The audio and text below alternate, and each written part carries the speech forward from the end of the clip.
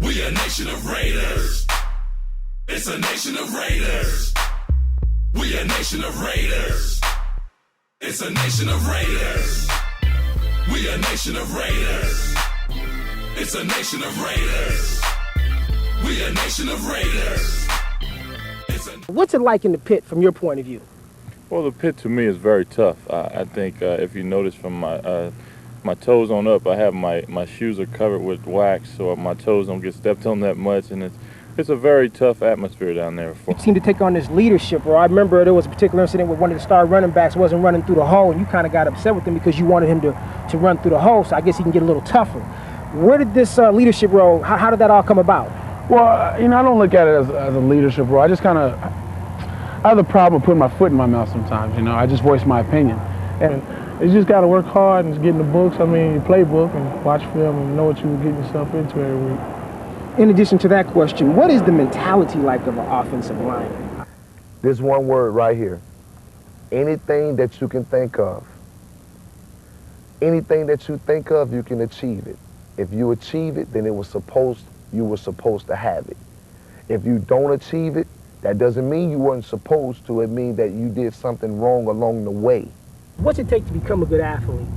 I think, part of it is definitely God-given talent is one, and then the other one would have to be the desire and work ethic to put something on top of that. Can you explain to our viewing audience exactly what iSports is and what it does? Well, iSports basically has three major components. The first component... Well, first of all, as far as the focus is concerned, every time you go into a different situation, you have to visualize yourself in that situation. You sit down, you have a game plan, you figure out which way you're going to go about doing it.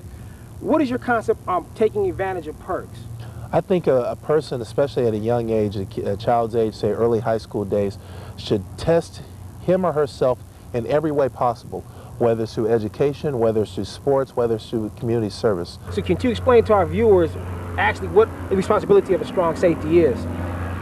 Well, the strong safety responsibility, it varies from defense to defense, from play to play.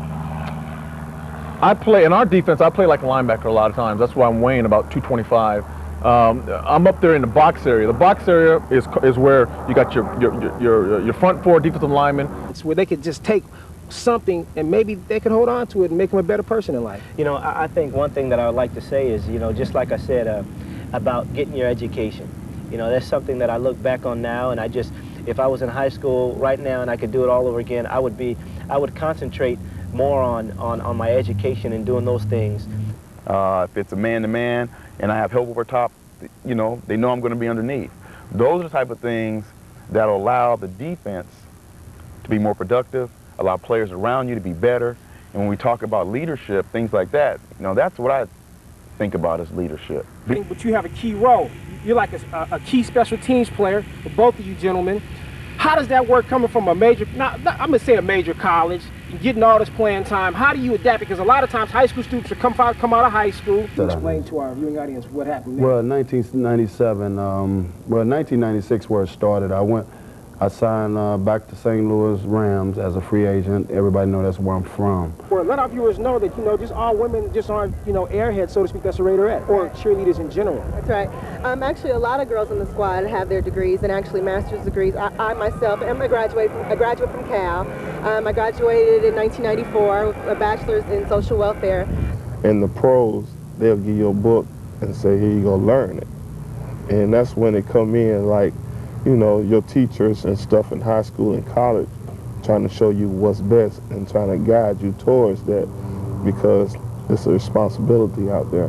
Most definitely. Now, being a defensive lineman, what keeps you motivated, man? Because I know it's not the most glamorous position in the world. You're down there in the pit all the time. What keeps you motivated as a player? Life is never easy as far as playing college and football goes.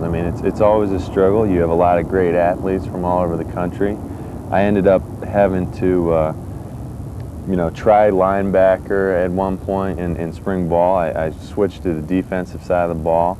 I competed with some great fullbacks. This is not what I dreamt of doing when I was in high school and even when I was in college. All I wanted to do was get an education, get my degree from Notre Dame, and go back home and work.